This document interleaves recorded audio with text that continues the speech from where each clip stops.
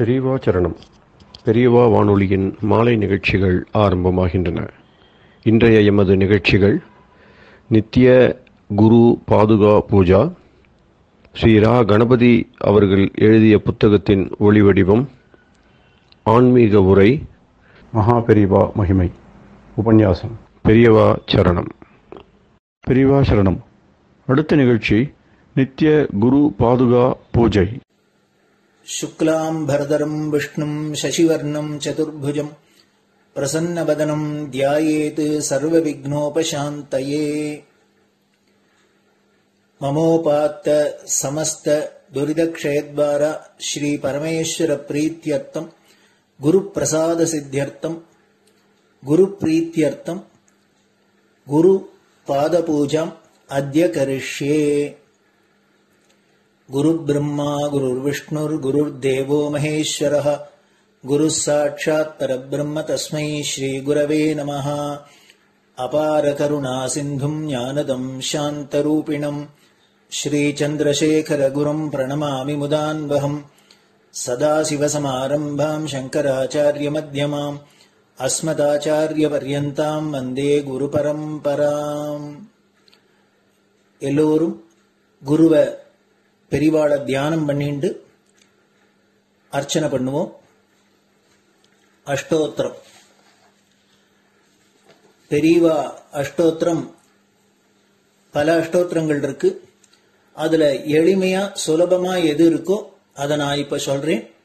எல்லோரும் இதை கேட்டுண்டே திருப்பி சொல்ல முடிஞ்சுபா சொல்லி சொல்லி பெரிவாளுக்கு பாதத்துல ஒவ்வொரு புஷ்பத்தை அர்ச்சனை பண்ணலாம். ओम श्री कांची कामकोटि पीठाधीश्वराय नमः।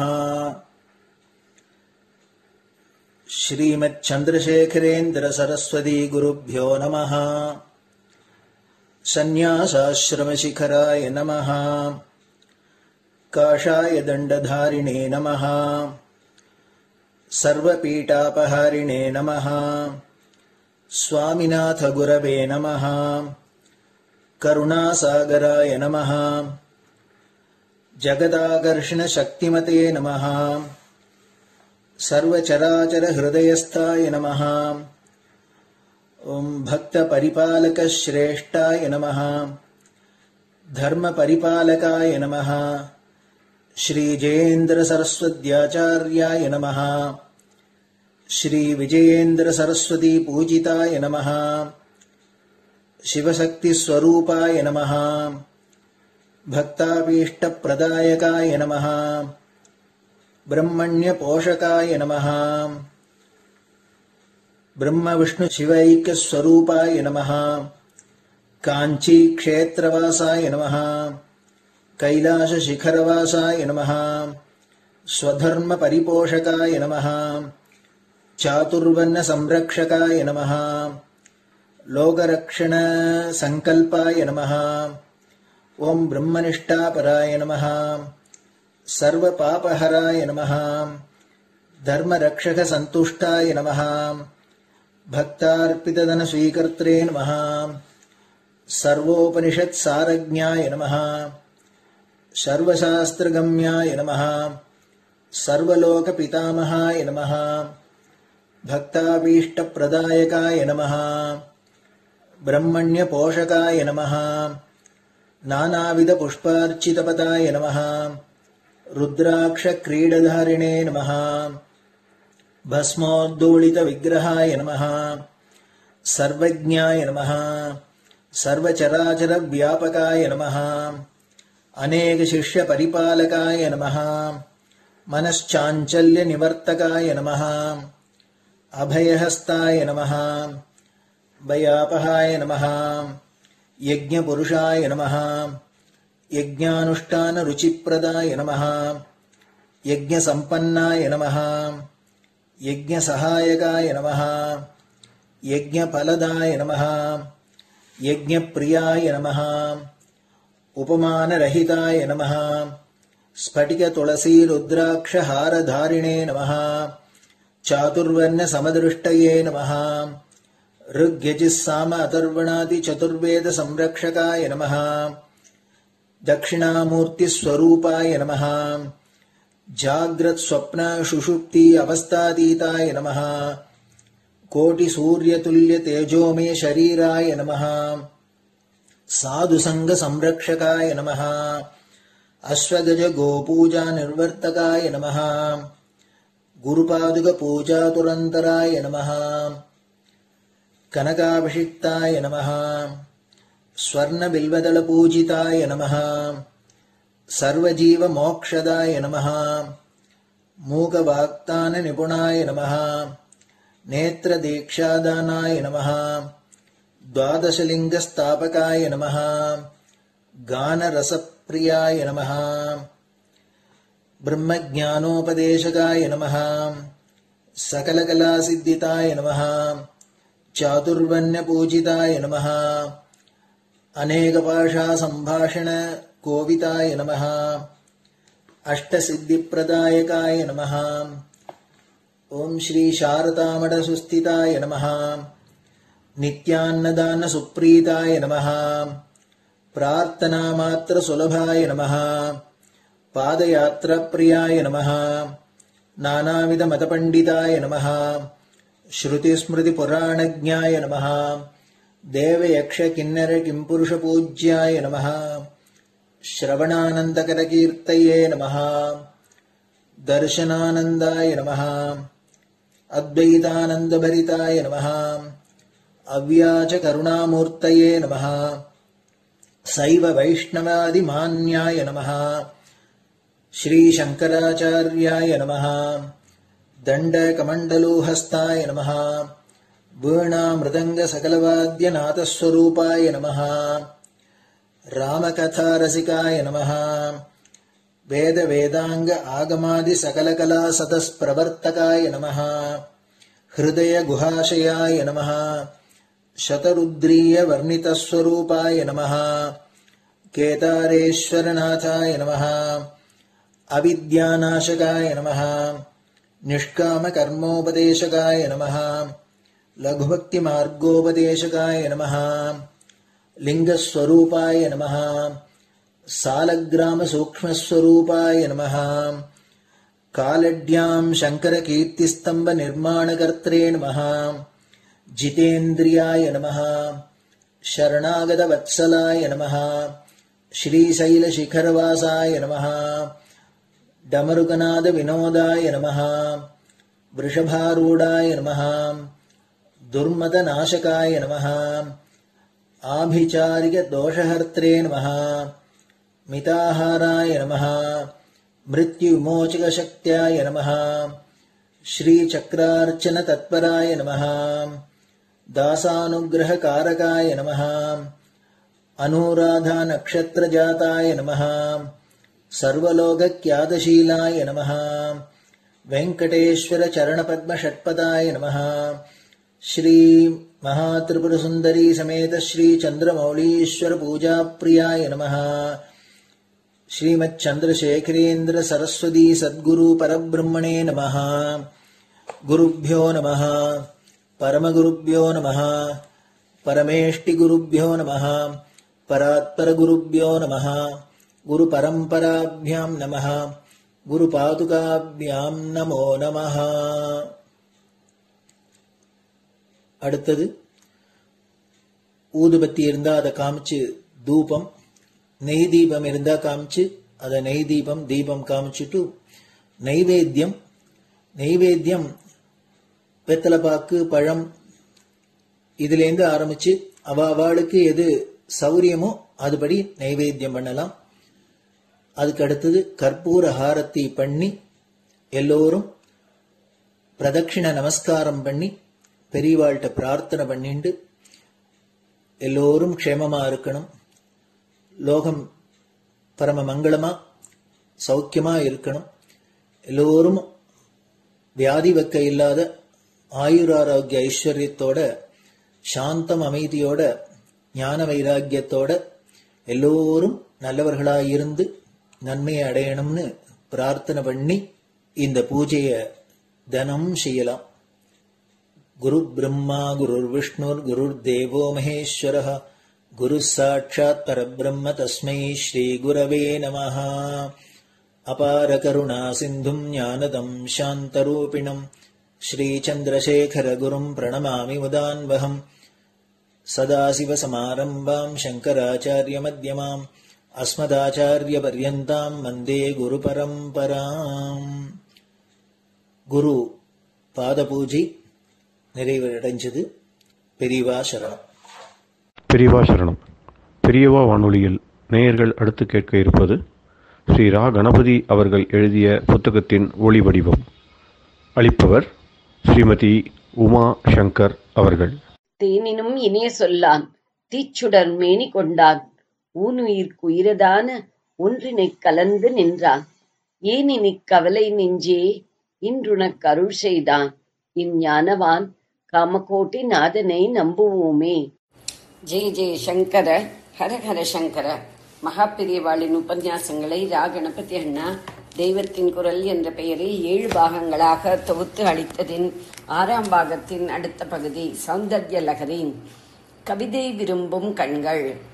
கவிதையோடையே அம்பாளுடைய நேத்திரங்களை நேராக சம்பந்தப்படுத்தி அடுத்த ஸ்லோகத்தை 50 செய்திருக்கிறார்.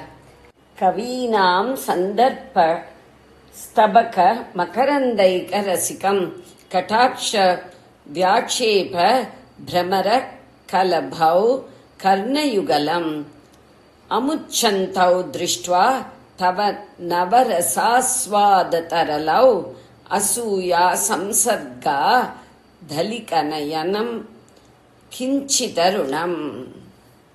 கவீனாம் கவிகளுடைய, சந்தர்ப்பஸ்தபக சாகித்ய பூங்கொத்தின், மகரந்த ஏகரசிகம் தேன் ஒன்றையே சுவைக்கின்ற, தவ உனது, கர்ணயுகலம் இரு காதுகளையும், அமுஞ்சந்தௌ விடாமல் பற்றி கொண்டு, நவரச ஆஸ்வாத தரளௌ நவரசங்களையும் ருசிப்பதற்கு துடித்துக் கொண்டு, கடாட்ச வியாட்சேப பிரமர களபௌ கடாட்சம் என்ற வியாஜத்தில் அக்காதுகளை போய் பற்றி கொள்ளும் குட்டி வண்டுகளைப் போன்ற பல இடக்கண்களை திருஷ்டுவா பார்த்து, அசூயா சம்சர்காத் அசூயையுடன் நன்கு கூடியதாக ஆன அலிகநயனம் நெற்றிக்கண், கிஞ்சித் தருணம் சிவப்பு சாயல் பெற்றிருக்கிறது. அசூயா சம்சர்காத் என்று என்னவோ சொல்கிறாரே, யாருக்கு அசூயை? எதனிடம் அசூயை? சாக்ஷாத் பராசக்தி சந்நிதியில் அசூயை எங்கே வந்தது? அதுவா, அவளுடைய கண்களுக்குள்ளேயேதான் ஒன்றுக்கு மற்ற 2 அசூயை. அலிகம் என்றால் நெற்றி, அலிகநயனம் நெற்றிக்கண், அதற்குத்தான் அசூயை. அதனால் ரத்தம் ஏறி கொஞ்சம் சிவந்து விட்டது. கிஞ்சித் கொஞ்சம், அருணம் சிவப்பு. அந்த கண் ஏன் சிவப்பு என்று யோசித்து கவிகள் சந்திரசூரியாக்னி லோச்சனையான அம்பாளுக்கு இதுவே அக்னி நேத்திரமானதால் தீ மாதிரி சிவந்திருக்கிறது என்று சொல்லி முடித்து விடுவார்கள், முடித்து விடுகிறார்கள்.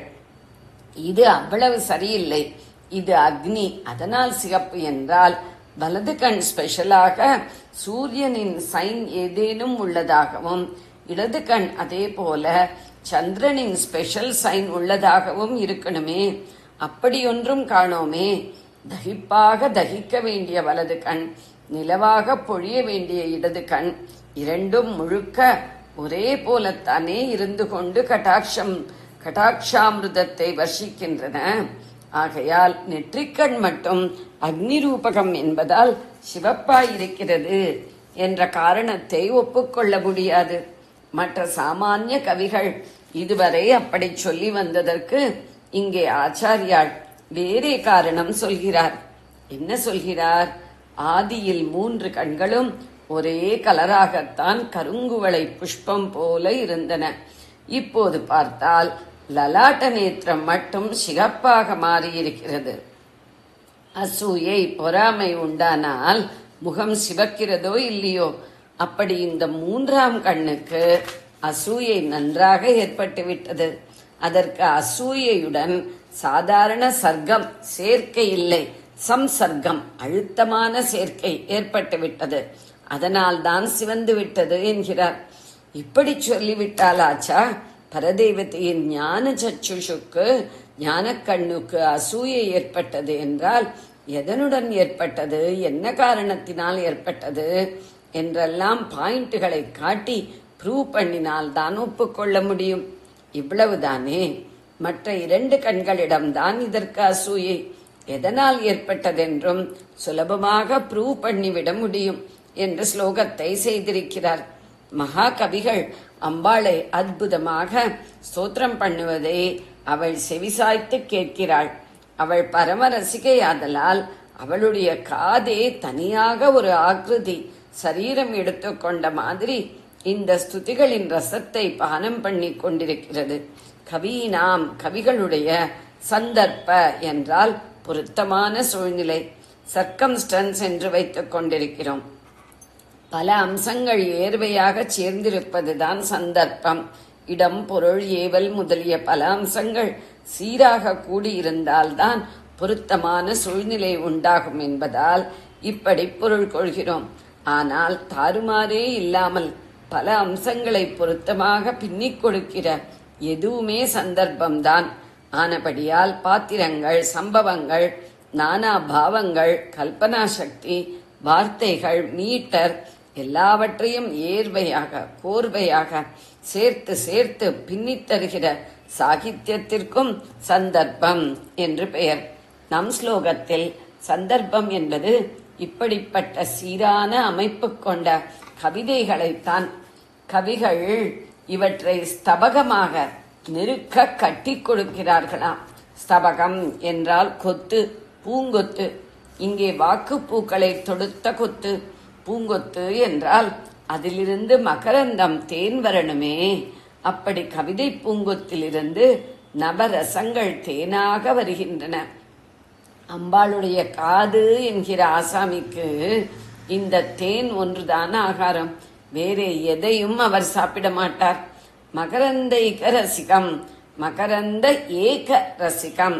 இந்த தேன் ஒன்றையே ரசித்து பருகுவார். பூர்வ பாகத்திலே சிவசக்திகள் ஹம்ச தம்பதியாக அநாகத சக்கரத்தில் இருப்பதை சொல்லும் போதும் ஸ்லோகம் 38 இதே மகரந்தைக ரசிகத்தை போட்டிருக்கிறார். அவர்கள் சம்வித் என்கிற ஞானமாகிற கமலத்தில் ஊறும் தேனை மட்டுமே ரசித்து சாப்பிடுவதாக அங்கே சொல்லி இருக்கிறார். சமுன்மீல சம்வித் கமல மகரந்தைக ரசிகம் ஏக ரசிகம். இங்கே கவிவாணர்களின் கவிதை தேனை குடித்து சந்தோஷப்படும் 2 காதுகளைத்தான் கருணயுகலம் என்று சொல்லி இருப்பது. கண்ணை பற்றி சொல்கிற இடத்தில் காதுக்கு என்ன இவ்வளவு முக்கியத்துவம்? காரணம் இருக்கிறது. அம்பாளுடைய வலது இடது ஆகிய 2 கண்களும் எப்படிப்பட்டவை? காதள ஓடியவை என்றே அவற்றை வர்ணிப்பது வழக்கம். சம்ஸ்கிருதத்தில் இதை கருணாந்த விஸ்ராந்த நேத்திரம் என்பார்கள். பரதேவதியின் நீண்ட நீண்ட 2 கண்களும் காதை போய் தொட்டு விடுகின்றன.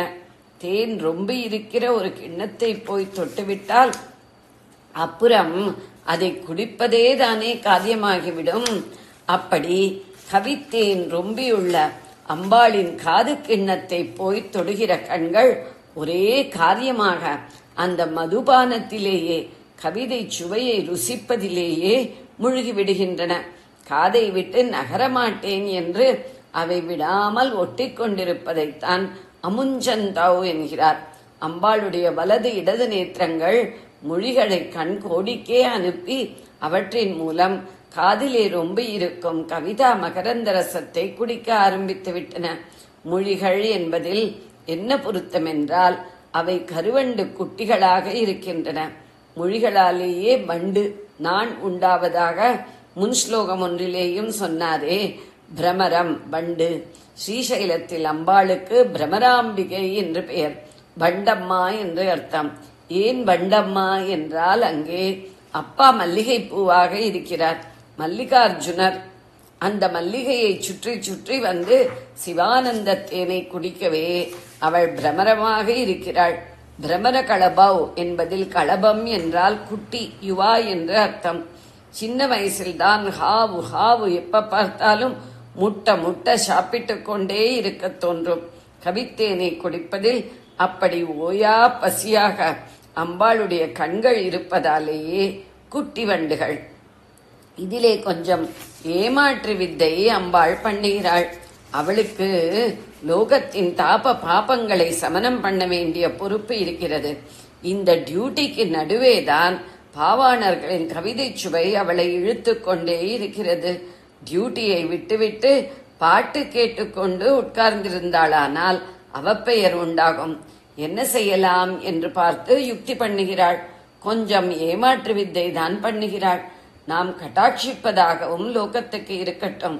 அப்போது அந்த கட்டாட்சாமிருத்தம் தன்னாலேயே லோகத்தின் பாப தாபங்களை சமனம் பண்ணிவிடும்.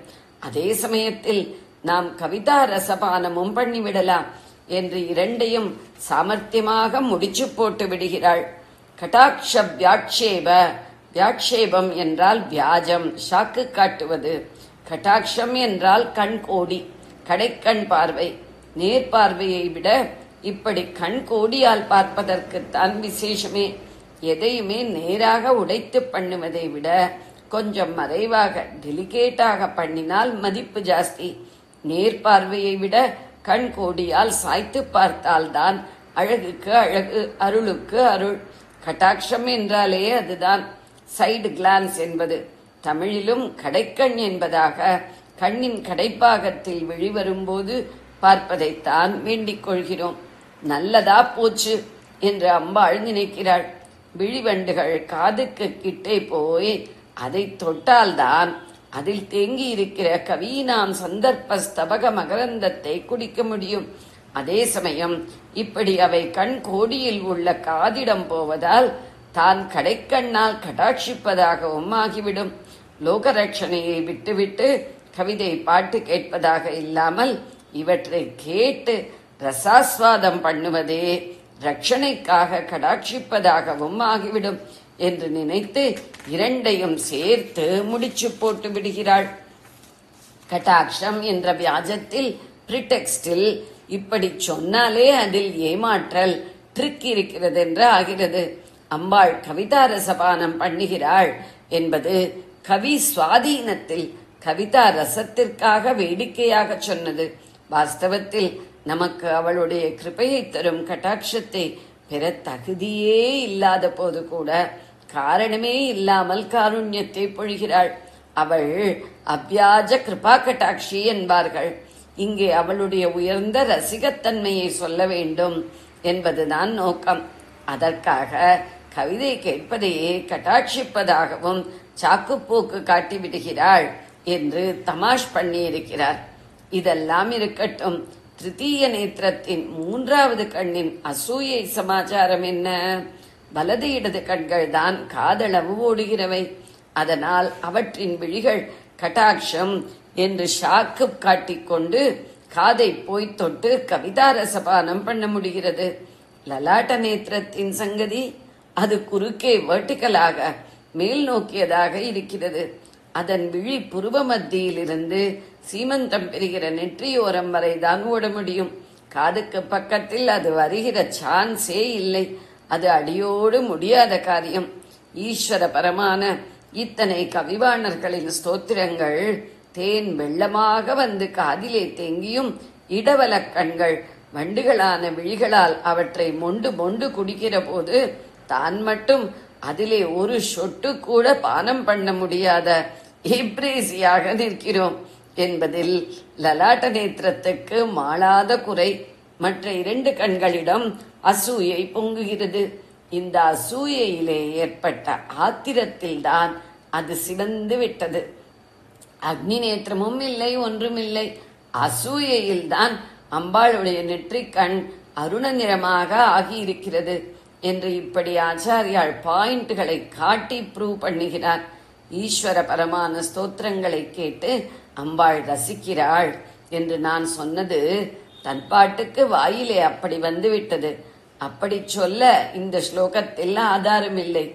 ஆனால் பிற்பாடு 60, 66 ஆகிய 2 ஸ்லோகங்களில் சரஸ்வதியின் வீணாவாதனத்தை கேட்டு அம்பாள் ரசிப்பதாக வருகிற போது அவற்றில் ஒன்றில் ஸ்லோகம் 66. விவிதம் அபதானம் பசுபதேகே. பசுபதியின் விதவிதமான லீலைகளை சரஸ்வதி பாடி வீணை வாசித்தாள் என்று இருக்கிறதால் இப்படி வாயில் வந்திருக்கிறது. அது தனியாக விஸ்தரித்து சொல்ல வேண்டிய விஷயம். மேற்படி ஸ்லோக விரிவுரை பிற்பாடு பாராட்டே வெட்க வைத்தது என்ற பிரிவில் வருகிறது. சரஸ்வதி கானத்தை தேவி ரசிப்பதாக வருகிற மற்ற ஸ்லோகம் ஸ்லோகம் 60. சரஸ்வத்யாக சூக்திஹி அமிர்த லஹரி கௌஷலஹரீஹி என்று 2 லகரிகளை போட்டுக்கொண்டு ஆரம்பிக்கிறது. ஏற்கனவே ஆனந்த லகரி, சௌந்தர்ய லகரி, சிதானந்த லகரி, ஸ்ருங்கார லகரி என்றெல்லாம் பார்த்தோம். இங்கே இன்னும் 2 லகரி சேர்கிறதே என்றால் இதில் அமிர்த லகரி தான் லகரி. மற்றதில் வார்த்தை விளையாட்டு, வேர்டு பிளே இருக்கிறது. அது கௌஷல் லகரி அல்ல, கௌஷல ஹரி. கௌஷ ஒரு வார்த்தை, லகரி ஒரு வார்த்தை என்று பிரித்தால் பிசகு. கௌஷல ஒரு வார்த்தை, ஹரி ஒரு வார்த்தை என்று பிரிக்க வேண்டும். அமிர்த லகரி என்றால் அமுதப் பெருக்கு. சரஸ்வதியின் சூக்தி என்றால் அவளுடைய மதுர வாக்கு என்று அர்த்தம். சூக்தி சூக்தம் என்றால் சு பிளஸ் உக்தம், அழகாக சொல்லப்பட்டது, நல்வாக்கு, இன்சொல். வேதத்தில் உள்ள ஸ்தோத்திரங்களுக்கு சூக்தம் என்றே பெயர். புருஷ சூக்தம், ஸ்ரீ சூக்தம், ருத்ர சூக்தம், துர்கா சூக்தம். இப்படி சரஸ்வதியின் வாக்கு அமுதப்பெருக்கின் சிறப்பையும் அபகரிப்பது, அதாவது அமிர்தத்தை விட மதுரமானது என்பதே அமிர்த லஹரி. கௌஷல ஹரி என்பதன் அர்த்தம். கௌஷல என்றால் சாதுரியம் அல்லது சிறப்பு, ஹரி என்றால் அபகரிப்பது. முன்னே கவிகளின் ஸ்துதி மகரந்தத்தை ரசிப்பதாக சொன்ன காதுகளை இங்கே சரஸ்வதியின் சூக்திகளை பிடித்து வைத்துக் கொள்ளும் சுளுக பாத்திரம் என்கிறார். சுளுகம் என்றால் சின்னதான தீர்த்த பாத்திரம். இந்த சுளுக ரூபமான காதை இங்கேயும் ஒரு ஆசாமியாக உருவகப்படுத்துகிறார். சரஸ்வதியின் பாட்டை கேட்டு ரசித்து அம்பிகை சிரக்கம்பம் செய்யும் போது காதில் உள்ள குண்டலங்கள் ஜன ஜனவென்று சப்திக்கும் அல்லவா? இதை காது என்கிற அந்த ஆசாமி சரஸ்வதியை ஸ்லாகித்து சொல்லும் ஆமோதன வார்த்தை என்கிறார். ஜெய ஜெய சங்கர, ஹர ஹர சங்கர. பெரியவா சரணம். இந்நிகழ்ச்சியின் அடுத்த பகுதி நாளை மாலை இதே நேரத்தில் ஒளிபரப்பாகும். பெரியவா சரணம். பெரியவா சரணம். பெரியவா வானொலியில் நேயர்கள் அடுத்து கேட்க இருப்பது திரு கவிக்கண்ணன் அவர்களின் ஆன்மீக உரை. பெரியவா சரணம். ராம் ராம். ஸ்ரீ குருப்யோ நமஹ. ஜெய ஜெய சங்கர, ஹர ஹர சங்கர. பெரியவா வானொலி நேயர்கள் அனைவருக்கும், மகா பெரியவாவுடைய பக்தர்கள் அனைவருக்கும் அடியேன் கவிக்கண்ணனின் அன்பு கலந்த நல்வாழ்த்துக்கள். ராம் ராம். ஜெய ஜெய சங்கர, ஹர ஹர சங்கர. ஸ்ரீ குருப்யோ நமஹ. ஸ்ரீ சங்கர பகவத்பாதால் சுப்பிரமணிய புஜங்கத்துல முருகனுடைய முகத்தினுடைய வர்ணனை பண்ணிட்டு இருக்கிறத நம்ம பார்த்துட்டு இருக்கோம். முகமானது எப்படி இருக்குன்னா சந்திரபிம்பம் மாதிரி இருக்கு. 6 சந்திரன் களங்கம் இல்லாத ஒன்னா வரிசையா நின்னா எப்படி இருக்குமோ அப்படி இருக்குன்னு சொல்லி 13வது ஸ்லோகத்தை சொன்னார். இப்ப அதே நம்ம 14வது ஸ்லோகத்தை இன்னும் கொஞ்சம் விஸ்தாரமா சொல்ல போறார். நம்மளோட ஒரு பாடல் கேள்விப்பட்டிருப்போம், வதனமே சந்திர பிம்பமோ அப்படின்னு ஒரு பாட்டு கூட கேள்விப்பட்டிருப்போம். பாபநாசம் சிவன் எழுதி ஏதோ ஒரு படத்துல வந்திருக்குது. வதனமே, அது முதல்ல ஒரு கதை கூட சொல்ல, முகமது சந்திர பிம்பமோன்னு அவர் எழுதியிருந்தாராம். அது முகமதுன்ற மாதிரி பார்க்கும்போது அது வேற மாதிரி துவனிக்கிறது, வேண்டான்னு மாத்தி எழுதுன்னு சொன்ன உடனே மியூசிக் டைரக்டர் அவர் வதனமே சந்திர பிம்பமோ அப்படின்னு எழுதியிருக்கார். இங்க அதே தான் இங்க வதனமே சந்தன பிம்பம், சந்திர பிம்பம், இதுல இருந்து அவர் அந்த ஐடியா எடுத்துட்டு இருப்பாருன்னு எனக்கு தோன்றது. இப்ப ஆச்சாரியார் மேல போகும்போது என்ன சொல்றாரு அப்படின்னாக்க, அந்த பரமேஸ்வரன் புத்திரனான சண்முகன் இருக்கானே அவனுடைய ஜொலிக்கின்ற முகமா அதுல புன்சிரிப்பா இருக்கான். எப்படின்னா ஒரு ஹம்ச பறவைகளுடைய கூட்டம் இருக்கிற மாதிரி. எப்படின்னா கொஞ்சம் லேசா சிரிக்கும் போது அவன பல் வரிசெல்லாம் தெரியுது இல்லையா. ஹம்ச பட்சிங்கிறது விளவிலேன்னு இருக்கும். அது பாலையும் தண்ணியும் கலந்து வச்சா பாலை மாத்திரம் எடுத்துட்டு தண்ணியை விட்டுடும்னு சொல்லுவா. இப்ப அந்த ஹம்ச பட்சி இங்க இருக்கா இல்ல தேவலோகத்திற்கா நமக்கு தெரியாது. ஆனா கவிகள் எல்லாம் சொல்லியிருக்கா. காளிதாசன்ல இருந்து எல்லாருமே சொல்லிருக்கா, வால்மீகில இருந்து. அதனால அது உண்மையா தான் இருக்கணும். அப்படி இந்த பல் வரிசைகளே ஹம்ச பட்சிகள் எல்லாம் அப்படி இருக்கிற மாதிரி அந்த அவருடைய வாய் அப்படி இருக்கான். அப்படி ஜொலிக்கிறதான், புன்சிரிப்போட இருக்கான் அவருடைய அதரம். அது மாத்திரம் இல்லையா, அவருடைய கடைக்கண் பார்வை இருக்கு அந்த முகத்துல. எத்தனை கண்ணு? 6 3 18 கண்கள். அதுல ஒரு நேத்திர இதுல இருக்கக்கூடிய என்ன சொல்வாது நெற்றிக்கண், அதை விட்டுட்டோம்னு வச்சுக்கோ 12 கண் இருக்கு. 12 கண்ணும் அப்படி ஓர கண்ணால பார்த்தோன்னா ஒரு கடைக்கண் பார்வைக்கே நமக்கு அத்தனை செல்வங்களும் கிடைக்கும். 12 கண்களும் பார்த்தா அப்படி இருக்கும். அந்த 12 கண்களும் வரிசையா இருக்கும்போது அப்படி வண்டுகளுடைய கூட்டம் மாதிரி இருக்கான். இந்த பிரமர கூட்டம் இருக்கே, அது அப்படியே 12 அப்படி வரிசையா இருந்தா அப்படி இருக்குமோ அந்த மாதிரி கூட்டம் மாதிரி இருக்கான். பிரகாசமா படபட படபடனா நீலோத்பலம் மாதிரி இருக்கான். அப்புறம் அவருடைய அதரங்கள், உதடுகள் இருக்கு இல்லையா, சிக்கச்சவேல்னு இருக்கு. அது என்ன பண்றது தெரியுமா, அமிர்த பிரவாகத்தை அதுல இருந்து கொட்டுற மாதிரி இருக்கான். அந்த அமிர்த பிரவாகமா வரக்கூடிய அப்படிப்பட்ட அதரங்களை உடைய வாயாக அவருடைய முகம் விளங்குகிறதாம். எப்படி இருக்கக்கூடிய ஒரு எதுக்குமே உபமானம், எதையுமே உபமானமா சொல்ல முடியாத அளவுக்கு அப்படி ஜொலிக்கின்ற, பிரகாசிக்கின்ற, ஒளியோடு கூடிய அழகான, அழகுக்கு ஒருவரும் ஒவ்வாத வள்ளியினுடைய பிள்ளை இல்லையா இவன். அதனால இவனுக்கு 6 முகமும் அவ்வளவு அழகா ஜொலிக்கிறது. பார்த்துட்டே இருக்கலாம்னா, யாராவது திருச்செந்தூருக்கோ பழனிக்கோ இல்லைன்னா திருத்தணிக்கோ திருப்பரங்குன்றத்துக்கோ இந்த மாதிரி ஏதாவது ஒரு கஷேத்திரத்துக்காக போய் அறுபடை வீட்டுக்கோ இல்ல அருகாமையில இருக்கக்கூடிய முருகர் கஷேத்திரத்துக்கோ நம்ம போய் பார்த்தோன்னா குன்றிருக்கும் இடமெல்லாம் குமரன் ஏறி இருப்பான்னு சொல்லுவா. அப்படி அந்த குமரனுடைய குன்றங்களில ஏறி அந்த குமரனுடைய முக அழகா நம்ம ரசிச்சுவாளுக்கு அந்த தீபாராதனை காட்டும் போது அதை பார்த்தோம்னா, நம்ம பல பேர் என்ன பண்றோம்னா தீபாராதனை காட்டும் போது கண்ணை மூடின்னு கண்ணத்துல போட்டுக்கிறோம். தீபாராதனை எதுக்கு காட்டுறான்னு நான் கூட முன்னாடி வேற ஒரு சந்தர்ப்பத்துல சொல்லியிருக்கேன். முன்னாடி எல்லாம் இந்த கர்ப்பகிரகத்துல இப்ப இருக்கிற மாதிரி வெளிச்சங்கள்லாம் ஆர்டிபிஷியலா கிடையாது. ஏன்னா சாஸ்திர விரோதம்ன்றதுனால உள்ள வெறும 2 பக்கம் 2 தீபம் தொங்குற விளக்கு ஏத்தி வச்சிருப்பா. அந்த விளக்குல தான் நம்ம சுவாமியை தரிசனம் பண்ணோம். சுவாமியும் ஒரு 6 அடி உயரம் 5 அடி உயரத்துக்கு இருந்தாருன்னா நம்ம வெளியில ஒரு டிஸ்டன்ஸ்ல இருந்து, ஏன்னா நாமெல்லாம் அர்ச்சகரை தவிர வேற யாருமே கோவிலுக்குள்ள போக முடியாது, அதான் ஆகம சம்பிரதாயம். அப்படி இருக்கும்போது நம்ம வெளியில இருந்து பார்க்கச்சே நமக்கு பகவானுடைய பாதாதி கேசாந்தம் அவ்வளவு அழகா தெரியாதுங்கிறதுக்காகத்தான் தீபாராதனைன்னு ஒண்ணு வச்சா. அந்த தீபாராதனை பல விதமா இருக்கு. ஒரு தட்டுல ஒரு விளக்கு, 2 விளக்கு, 3 விளக்கு, 4 விளக்கு, 5 விளக்குன்னு வைப்பா. அப்புறம் ஒரு கும்பம் மாதிரி வச்சு தீபாராதனை பண்ணுவா. இன்னொரு அடுக்கு தீபாராதனைன்னு பண்ணுவா. 1 2 3 4 5 6 7 8 9 10 வரிசை அப்படி வரும். கோபுரம் மாதிரி வரும். அத்தனைக்கும் திரி போட்டு சுவாமிக்கு அபிஷேகம் ஆகிறதுக்குள்ளேயே ஒருத்தரதெல்லாம் பண்ணி ரெடியா வச்சிருப்பார். அபிஷேகம் ஆன உடனே ஒரு அர்ச்சனையை பண்ணி சுவாமிக்கு தீபாராதனை காட்டும் போது அந்த அழகை இன்னைக்கெல்லாம் பார்த்துட்டே இருக்கலாமா. அப்படிப்பட்ட அழகான இந்த முகத்தை நம்ம பார்க்கணுன்றதுக்காகத்தான் தீபாராதனை காட்டுறார். நம்ம அந்த சமயத்துல கண்ணை மூடிட்டோம்னா தீபாராதனை முடிஞ்ச பிறகு கண்ணை திறக்கும்போது உள்ள இருட்டாதான் இருக்கும். அதனால அவரை பார்க்கணும்னு சொன்னா நம்ம என்ன பண்ணணும்னா கண் எப்பவும் திறந்து வச்சுட்டு இருக்கணும். திறந்து வச்சுன்னு பார்த்து அந்த அழகை ரசிக்கணும். அது எப்படி இருக்கு அந்த முகம் சொன்னேன் நான் உங்களுக்கு. ரொம்ப ஜொலிக்கின்ற புன்சிரிப்போட கூடிய ஹம்ச பறவைகளால் ஆன பற்களை உடையவை போலவும் எப்போதும் அங்கேயும் இங்கேயும் அப்படியே வண்டு சுத்துற மாதிரி, அந்த தாமரை முகத்துல வண்டு சுத்துற மாதிரி 12 கண்கள் இருக்கிறதும், அதை பார்த்து அவனுடைய வாயிலிருந்து அமிர்த பிரவாகமா வர மாதிரி சிவந்த அதரங்களை உடையதா இருக்கக்கூடிய அந்த 6 முகம்னு சொல்லக்கூடிய 6 தாமரைகள்ல, தாமரையில பிறந்தவன் இல்லையா அவனுடைய முகமும் தாமரமா இருக்கு. அந்த தாமரை முகங்களை நான் தரிசிக்கிறேன், தியானிக்கிறேன், வழிபடுறேன்னு சொல்றார். இப்ப ஸ்லோகத்துல பார்க்கலாம். புரன்மந்தஹாசை சம்ஹசானி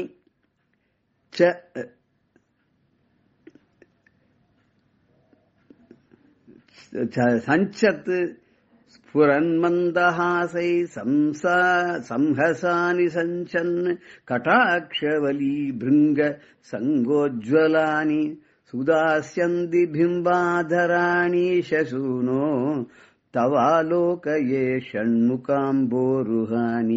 ஆச்சாரியருடைய ஸ்லோகங்கள்லாம் அப்படி சேர்த்து படிக்கச்சு கொஞ்சம் திணறத்தான் செய்யும். கொஞ்சம் நாமளும் பிரிச்சு படிச்சாதான் புரியும். ஸ்புரத் மந்தஹாசைஹி ச ஹம்சானி ச சஞ்சன்னு ச ஹம்சானி சஞ்சன்னு கடாட்சாவளி பிருங்க சங்கோஜ்வலானி சுதாஸ்யந்தி பிம்பாதரான்னு ஈஷசூனோ தவாலோகையே ஷண்முகாம்போருஹாணி அப்படிங்கிறார்.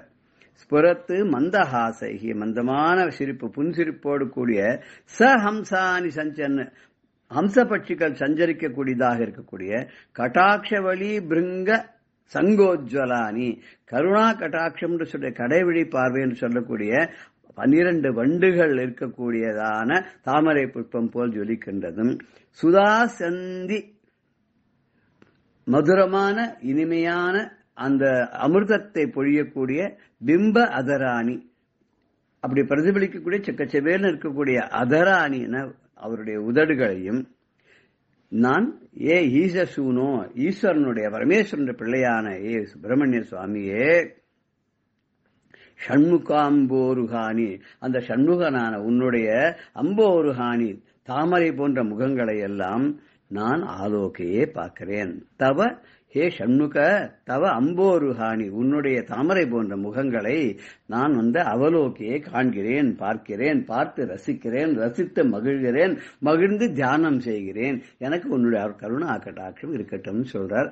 நமக்கும் அந்த முருகப்பெருமானுடைய கருணா கடாட்சம் வற்றாது இருக்கட்டும் என்று சொல்லி ஜெய ஜெய சங்கர ஹர ஹர சங்கர ஸ்ரீ குருபியோ நம. ராம் ராம். பெரியவா சரணம். இந்நிகழ்ச்சியின் அடுத்த பகுதி நாளை மாலை இதே நேரத்தில் ஒளிபரப்பாகும். பெரியவா சரணம். பெரியவா சரணம். அடுத்த நிகழ்ச்சி மகா பெரியவா மகிமை உபன்யாசம். வழங்குபவர் பிரம்மஸ்ரீ கணேச சர்மா அவர்கள். அபார கருணா சிந்தும் ஞானதம் சாந்தரூபிணம் ஸ்ரீ சந்திரசேகர குரும் பிரணமாமி முதான்வகம். காஞ்சி மகாபெரிவாளோட மகிமை. இந்த மகிமையில சமுத்திரமா விரிஞ்சு கிடக்கு. அந்த சமுத்திரத்துல சும்மா நம்ம ஒரு ஸ்பூனால அள்ளி அள்ளி எடுக்கிறாப்புல தான் இருக்கு. எந்த ஒரு விஷயத்தை எடுத்தினாலும் எந்த ஒரு ஆங்கிள் எடுத்தினாலும் நூற்றுக்கணக்கான விஷயங்கள், ஆயிரக்கணக்கான விஷயங்கள். அதுல எதை சொல்றது எதை விடுறது அப்படின்னே ஒரு பிரமிப்பா இருக்கு. இருந்தாலும் முடிஞ்ச மட்டும் நம்மளால பார்க்க முடிஞ்சது பார்க்கிறோம். அதுவே பெரிய அனுகிரகம் தான். எதெல்லாம் நமக்கு காதுல வேணும் அப்படின்னு இருக்கோ அதெல்லாம் பெரிய அனுகிரகம் என்றால் அது தானே வாக்குல வருது. அதை நாம கேட்டு ஆனந்தப்படுறோம். அப்படி பெரியவா இந்த சென்னப்பட்டினத்துல இருக்கிறதே பல நிகழ்ச்சிகள், பல இடங்கள்ல இருக்கிறதே பல நிகழ்ச்சிகள்லாம் நடந்திருக்கு. அப்படி வானகரத்துல இருக்கிறதே தான் வீணை நீலாவை வீணை வாசிக்க சொல்லி தான் தான் சாட்சாத் திரிபுர சுந்தரி சந்திரமௌலீஸ்வரர் அப்படிங்கிறதையும் காமிச்சு சொல்லி அனுகிரகம் பண்ணினா அப்படின்லாம் பார்த்தோம். அப்படி இருக்கிற பெரியவா இந்த யாத்திரையில ஒரே இடத்துல சன்னியாசிகள் இருக்க மாட்டா, அப்படி சுத்தின்றே இருப்பா அப்படின்னு சொல்றோம். அதுபடி என்ன பண்ணா, இந்த சென்னையிலேருந்து கிளம்பி பாண்டிச்சேரிக்கு போனா, பாண்டிச்சேரியில அங்க ரொம்ப அமோகமான வரவேற்பு இருந்து அங்க பல அரிய நிகழ்ச்சிகள்லாம் நடக்க அங்கேருந்து கடலூருக்கு வந்தா. கடலூர் பெரிய க்ஷேத்திரம் திருப்பாதிரி புலியூர் அப்படின்னு பாடலிபுத்திரம் அப்படிங்கிறோம். பாட்னா அப்படின்னு பீகார்ல பாக்குறோம். அதே மாதிரி இங்க தெற்க இருக்கிற பாட்னா தான் பாடலிபுத்திரம் தான் இந்த திருப்பாதிரி புலியூர் அப்படிங்கிற கடலூர். அந்த கடலூர்ல பெரியவா இருந்தா. அந்த கடலூர் கேம்பை முடிச்சுட்டு விழுப்புரத்துக்கு வரா. விழுப்புரம் பெரியவா அவதார ஸ்தலம். பெரியவா பிறந்தது அந்த விழுப்புரத்துல கீழ அனுமார் கோவில் தெருல அப்படிங்கிறது முன்னாலேயே நாம பார்த்தோம். அந்த விழுப்புரத்துல பெரியவா அவதாரம் பண்ண அந்த வீட்டை பக்தர்கள்லாம் சேர்ந்து பெரியவாளோட பிரதம சிஷ்யரான ஸ்ரீ ஜெயேந்திர சரஸ்வதி சுவாமிகளோட விருப்பப்படி அவரோட அட்வைஸ் படி பல பக்தர்கள்லாம் சேர்ந்து அந்த வீட்டை வாங்கி அந்த இடத்த ஒரு பாடசாலையா நிர்மாணம் பண்ணி அதை திறந்து வைக்கிறதுக்காக பெரியவா 2 பேருமா வரா. ரொம்ப பொருத்தம். எந்த வேதத்தை காப்பாத்துறதுக்காக, வேதத்துக்கு மறுவாழ்வு கொடுக்கறதுக்காக, அந்த வேத நெறி நிலைச்சு இருக்கிறதுக்காக அவதாரம் பண்ணினாரோ அப்பேற்பட்ட அந்த அவதாரம் பண்ணின குழந்தை, அந்த அவதாரம் பண்ணின ஸ்தலத்தை, அந்த வீட்டை வேத பாடசாலையை ஆக்குறது எவ்வளவு பொருத்தமா இருக்கு. அப்படிதான் இந்த 1966 வருஷம் இந்த விழுப்புரத்துல பெரியவா அவதார ஸ்தலத்தை வேத பாடசாலையா நிர்மாணம் பண்ணிதான். அப்போ பல சுவையான நிகழ்ச்சிகள். அந்த விழுப்புரம் வேத பாடசாலை அப்படின்னு ஞாபகம் வருது. அந்த விழுப்புரம் வேத பாடசாலையில தொடர்ந்து இன்று வரைக்கும் பாடசாலை நடந்துன்னு வருது. எய்தாப்புல ஒரு வக்கீல், அவர் தான் அதை ரொம்ப கண்ணும் கருத்துமா பார்த்துட்டு இருக்கா. அவ பரம்பரையில எல்லாரும் பார்த்துட்டு இருக்கா. பெரியவா கார்வேட் நகரம் அப்படிங்கிற இடத்துல இருந்தா. இந்த பாடசாலையில பசங்கள்லாம் படிச்சுட்டு இருக்கு இல்லையா, இந்த பாடசாலை பசங்கள் அப்படின்னாலே பிரம்மச்சாரி சேஷ்டை அப்படின்னு அந்த படிக்கிற நாள்ல பசங்களுக்கெல்லாம் குறும்பு விளையாட்டுத்தனம் ரொம்ப ஜாஸ்தியா தான் இருக்கும், விஷமும் ஜாஸ்தியா இருக்கும். நாமெல்லாம் குறைப்பட்டுக்கிறோம். குழந்தைகள் விஷமம் பண்ணினா இந்த குழந்தைகளோட விஷமம் தாங்கல்ல அப்படின்னு சொல்றோம். குழந்தைகளா இருக்கிறதே விஷமம் பண்ணாத என்ன பண்ணுவா, 30 வயசு 40 வயசுலயே விஷமம் பண்ணுவா. குழந்தைகள்னாலே விஷமம் பண்றதுதான், கண்டத்தை போட்டு உடைக்கிறது, ஈத்த கொட்டுறது, வர்றது, இப்படித்தானே இருக்கும். ஒரு குழந்தையா இருந்தா எப்படி இருக்கணும், எவ்வளவு விஷமம் பண்ணணும் அப்படிங்கிறதுக்கே ஒரு கிருஷ்ணாவதாரத்துல பாலலீல பண்ணி காமிக்கிறார். அத்தனை குறும்பு, அத்தனை விஷமம், அப்படித்தானே இருக்கணும். அப்பதான் ரசிக்க முடியும். அது மாதிரி இந்த பிரம்மச்சாரி சேஷ்டை அப்படிமோ, இந்த மாதிரி இந்த குழந்தைகளும் பிரம்மச்சாரிகள் இருக்கிறதுன்னு வீடு வாசல்லாம் விட்டுட்டோ, அப்பா அம்மாவெல்லாம் விட்டுட்டோ, இதுகள் ஏதோ போட்டத்தை சாப்பிட்டுண்டு பாடசாலையில படிச்சுட்டு இருக்கு. அதுகளுக்கும் அந்த தாபம் ஏக்கம்லாம் இருக்கலாமே, ஆசைகள் எல்லாம் இருக்குமோ இல்லையோ. அப்படி இருக்கிறதே என்ன ஆயிடுத்து, அதுல சித்த வளர்ந்த பசங்க பக்கத்துல இந்த பாடசாலைக்கு பின்னால ஒரு சினிமா தியேட்டர். இந்த பாடசாலை காம்பவுண்ட் அப்படி தாண்டினா அந்த தியேட்டருக்குள்ள போயிடலாம் போல இருக்கு. அப்படி ஒரு இருந்தது, விஷயம் இருந்தது. இந்த குழந்தைகள் தானே, அரியா பருவம், சின்ன வயசு. அதுல இருந்த சில பசங்களுக்கு ஏதோ சினிமா பார்க்கணும் ஆசை இருந்திருக்கு போல இருக்கு. ஆனா பாடசாலையே விடமாட்டா. என்ன பண்றது? அதனால அதுல சித்த வளர்ந்த பசங்க சில பேர் என்ன பண்ணிட்டான், கொஞ்சம் துடுக்கா இருக்கிற பசங்க ஒரு நாளைக்கு ராத்திரி ஏறி குதிச்சு சத்தம் போடாத எல்லாரும் படுத்துட்டு தூங்குற அப்புறம் இது ஏந்துன்னு செகண்ட் ஷோக்கு சினிமாக்கு போயிடுது. இது இந்த மடத்தை பாத்துக்கிற மேனேஜருக்கு விஷயம் தெரிஞ்சுடுத்து. இந்த வாத்தியாருக்கு, பாடசாலை வாத்தியாருக்கு தெரிஞ்சு அவர் மேனேஜர்கிட்ட சொல்லி இது பெரிய விஷயமா போச்சு. அவர் கம்ப்ளைண்ட் பண்ணார், பெரியவாள்கிட்ட கம்ப்ளைண்ட் பண்றார்.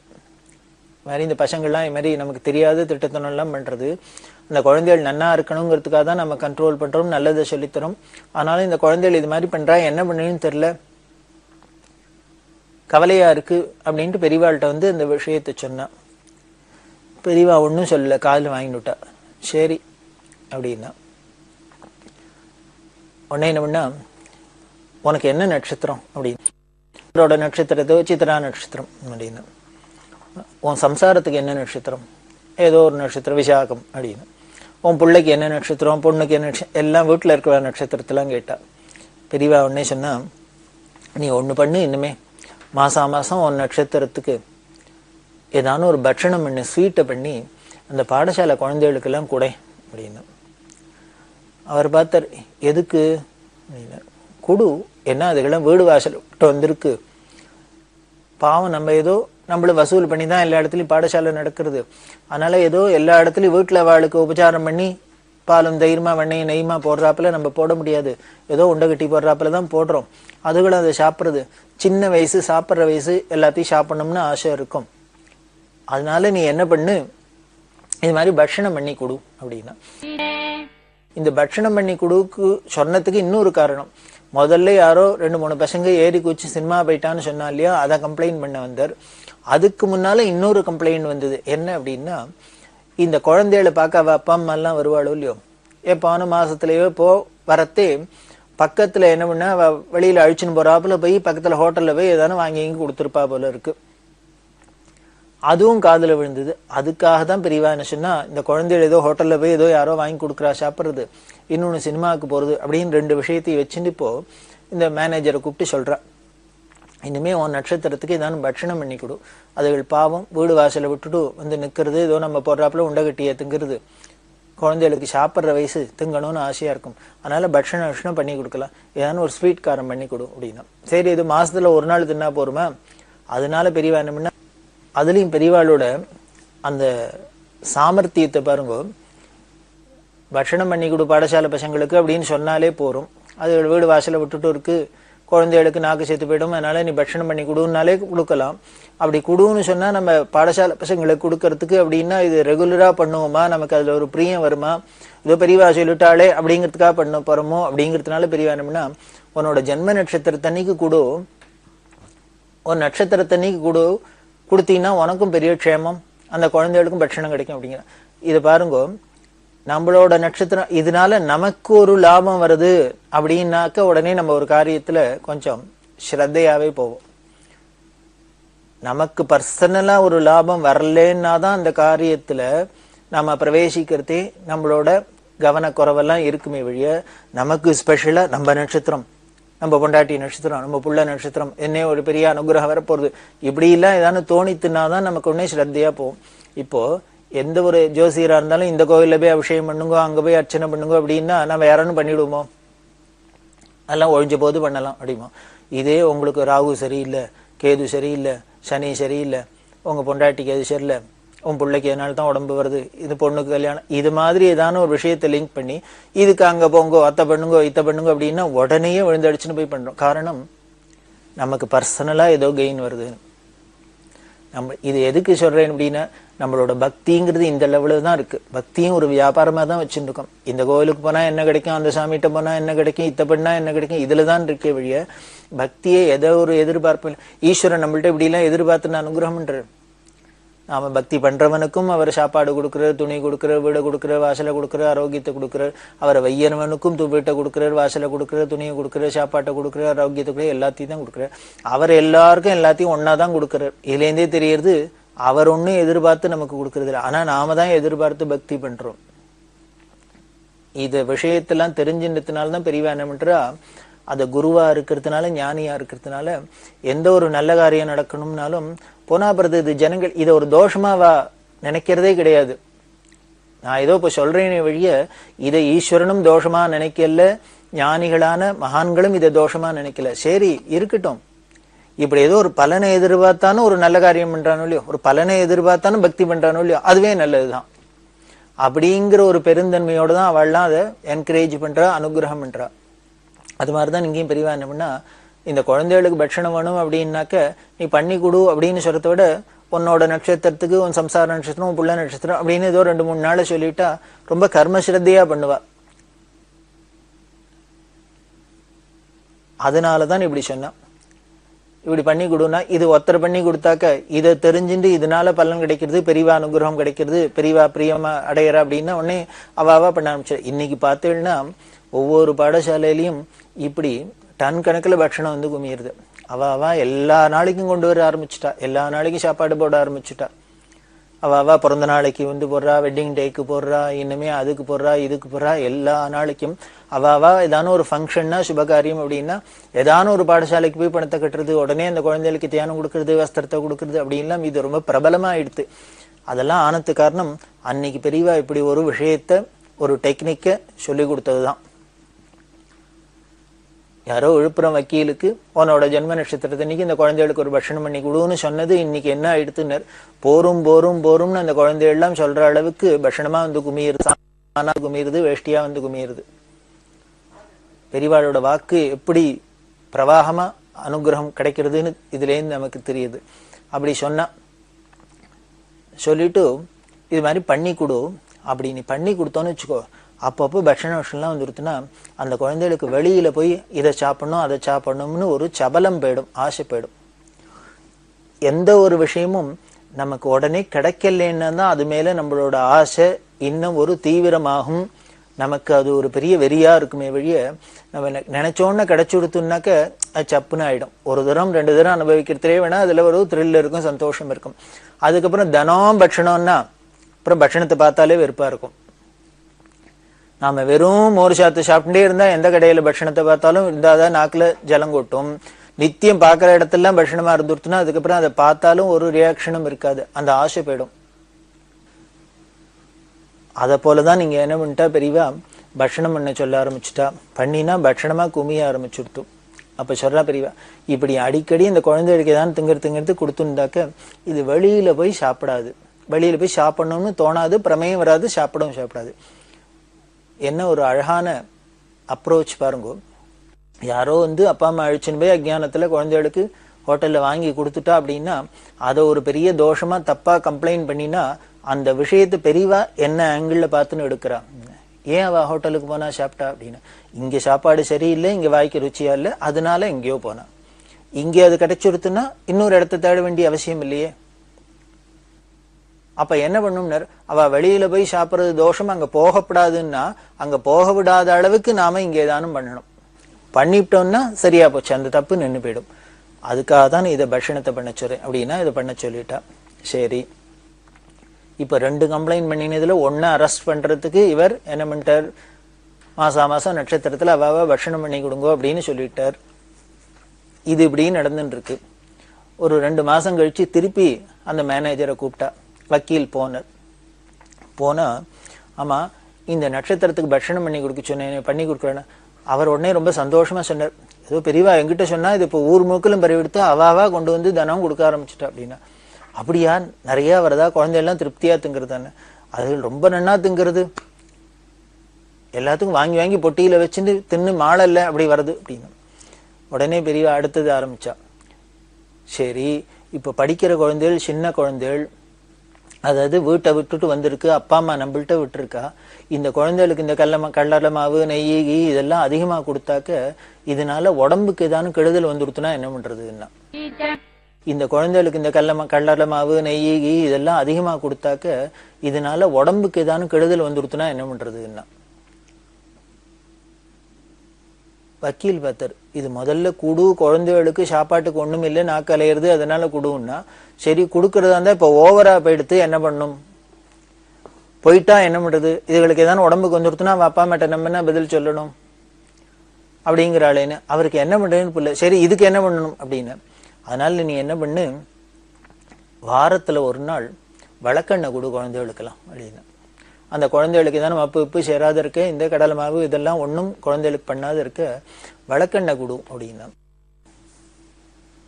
பார்த்தார் வக்கீல். சரி, அதையும் பண்றேன் அப்படின்னா. உடனே எப்படி கொடுக்கணும்னு பெரியவா மெத்தடு சொல்றா. நீ குழந்தைகள்கிட்ட போய் வழக்கெண்ணெய் குடினா குடிக்காது, நீ என்ன பண்ணு, பேயம்பழம் நிறைய வாங்கி வச்சுக்கோ, இத்தனை நல்ல விளக்கெண்ணையா வாங்கி வச்சுக்கோ. இந்த பேயம்பழத்தை பீஸா விட்டா கட் பண்ணி அந்த விளக்கெண்ணையில போடும், சித்த ஊறட்டும். தினம் நீ என்ன பண்ணு, வாரத்துல ஒரு நாளோ 2 நாளோ இல்ல தினமும் ராத்திரி போ, எய்த்த வீடு தானே, ராத்திரி போ, எல்லா குழந்தைகளும் படுக்கையில உட்காத்திச்சு ஒரு ஸ்பூன்ல அப்படியே 2 வாழைப்பழ துண்டோட இத்தனை ஒரு ஸ்பூன் விளக்கெண்ணெய் எடுத்து வாயில விடு. இந்த பழந்துங்கிற ருச்சியில அந்த விளக்கெண்ணையும் உள்ள போயிடும். இப்படி பண்ணி தினம் ஒரு ஸ்பூனா கொடுத்தாலே போறோம், மப்பு சேராது, குழந்தைகளுக்கு ஒன்னும் உடம்ப படுத்தாது அப்படின்னு. படுக்கையில உட்காந்து வச்சு எல்லாத்துக்கும் கொடு, ஒவ்வொரு ஸ்பூன் இந்த விளக்கெண்ணெய் விடு, இந்த 2 பழத்தை துண்டையும் வாயில போடும், குழந்தைகளை படுத்துக்க சொல்லு. நீ வீட்டுல படுத்துன்னு என்ன பண்ண போற, அதனால இந்த குழந்தைகளுக்கும் காவலா இருக்கும், அங்கேயே நீனும் படுத்துக்கோ என் பாடசாலையிலே அப்படின்னு. வக்கீல் பார்த்தார். சரி, இதுவும் நல்ல ஐடியாவா தான் இருக்கு, அப்படியே படுத்துக்கிறான் அப்படின்னு. இப்படி படுத்துக்க ஆரம்பிச்சார், விளக்கெண்ணெயை கொடுக்க ஆரம்பிச்சார். இந்த டெக்னிக் எதுக்காக வச்சான்னு, இப்படி மேனேஜர் வந்து பக்கத்திலேயே நம்மளோட படுத்துன்னு இருக்கார், தினம் விளக்கெண்ணெய் கொடுக்கறதே இவர் எண்ணணுமே, எல்லா குழந்தைகளும் இருக்கான்னு பார்க்கணுமே. இப்ப அட்டண்டன்ஸ் எடுத்தாப்புல ஆயிடும். இப்படி எடுத்தாப்புல தினம் விளக்கெண்ணெய் கொடுக்கறதே ஆள் இருக்கானான்னு பார்த்தா எவன் ஏறி குறிச்சு சினிமாவுக்கு போனாங்கிறது பிடிபட்டுரும், போக முடியாது அவனால. இவர் ஏதோ விளக்கெண்ணெய் கொடுத்துட்டு அந்தன போனாக்க சினிமா தியேட்டர்ல போனா ஏதாவது வந்து கொடுத்தனா பேதி ஆயிடுத்துனா என்ன பண்றது, அதனால அங்கேயும் போக முடியாது, இவரோ பக்கத்துலயும் படுத்துக்க சொல்லிவிட்டா. இப்படி அரெஸ்ட் பண்ணினா பெரியவன். இது அந்த வக்கீலுக்கும் தெரியாது. இதை பண்ண சொல்லிட்டு பின்னால சொல்றா, நீங்க வந்து கம்ப்ளைண்ட் பண்ணீங்களோ இல்லையோ, யாரோ அழிச்சுன்னு போய் ஹோட்டல்ல போய் வாங்கி கொடுத்துட்டா குழந்தைகள் சாப்பிட்டுருத்துன்னு, அதுக்காகத்தான் இந்த பட்சணத்தை பண்ணி கொடுச்சுன்னு. இனிமே ஏறி குச்சி சினிமாவுக்கு போறதுன்னு, ஏறி குச்சி சினிமாவுக்கு போற பசங்களை பிடிச்சி நாம ஏதானே தண்டிச்சோம்னா, பார்த்தோம்னா, கண்டிச்சோம்னா நிச்சயம் இது விபரீத பலனை தான் கொடுக்கும். அதனால அவளுக்கு தெரியாதையே ஒரு தப்பு நடக்கிறதே, அந்த தப்பு அவளுக்கு நாம திருத்துறோம்னு தெரியாது, தண்டிக்கிறோம்னு தெரியாதே நம்ம ஏதானும் பண்ணினாதான் இந்த தப்பை அடியோட ஒழிக்கலாமே ஒழிய இதுக்கு இல்லையா வேற வழி கிடையாது அப்படின்ட்டு. நீ அங்கேயே போய் படுத்துக்கிறதுனால இந்த விளக்கெண்ணெய் கொடுக்குற ஷாக்ல நீ அங்க வாட்ச் பண்ணினா எந்த குழந்தைகள் மிஸ் ஆகுது, எந்த குழந்தைகள் இருக்குங்கிறது தெரிஞ்சிடும். அவளுக்கும் மீறிண்டு போக முடியாது, அதுக்காக தான் இதை பண்ணிச்சு. பெரியவா ஒருத்தட்ட சொல்ற, பாரு ஒருத்தர் தப்பு பண்ணினா தப்பு பண்ணினவாளை வெறுக்காத, அந்த தப்ப வெறு அப்படிங்கிற. பண்ணின தோஷத்துல உனக்கு கோபம் வரணுமே வழிய பண்ணினவன் மேல கோபம் வரப்படாது, அப்படி பெத்துக்கோ அப்படிங்கிற. இது அவர் ஏதோ அடுத்த வாழ்க்கை தான் சொல்றாரு. இங்க பாருங்க, இது மாதிரி நிகழ்ச்சிகள்லாம் பார்த்தா தெரியவா அந்த பண்ணின தோஷத்தை தான் களையறதுக்கு பாக்குறா, அந்த தப்பத்தான் திருத்த பாக்குறாளே வழிய பண்ணினவா மேல அவ ஒன்னும் ஒரு வருத்தமும் படல. காரணம், மனுஷானா இருந்தா ஆசைகள் இருக்கும், பாசங்கள் இருக்கும், சபலங்கள் இருக்கும், இதெல்லாம் ரொம்ப நேச்சுரல் உலகத்துல.